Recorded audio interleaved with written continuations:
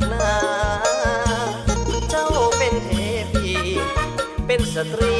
ที่งามโสภาสมเป็นดอกฟ้าบ้านนาเจ้างามโสภาลาวันหัวใจไอ้นั้นอยากฝากสัมพันธ์ไมตรีกับสาววังมนแห่งนี้คนดีจะได้ลืมลาอยากมาเป็นเคยอยากซึ้งเสยสองแก้มกลางดาอายปรารถนาจากมาเป็นขวัญชีวีวังมนแห่งนี้เหมือนมีมนต์หักฝังใจสาวงามเหมือนดวงดอกไม้ได้ไปติดใจติดตาอายหนุ่มบ้านไกลอะไรเมื่อยำจากลาขอพรเทพไทยเทวา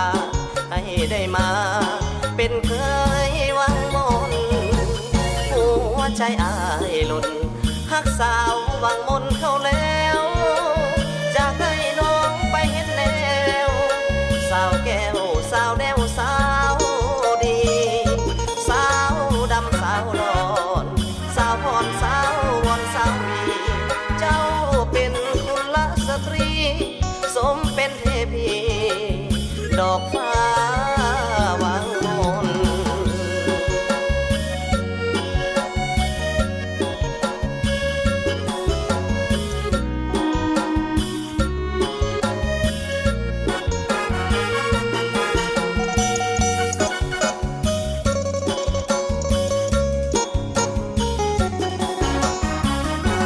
วังมนแห่งนี้เหมือนมีมนต์หักฝังใจสาวงามเหมือนดวงดอกไม้ได้ไปติดใจติดตาอายหนุ่มบ้านไกลอะไรเมื่อยำจากลาขอพรเทพไทยเทวาให้ได้มาเป็นเคยวังมนหัวใจอายหล่นหักสาววังมน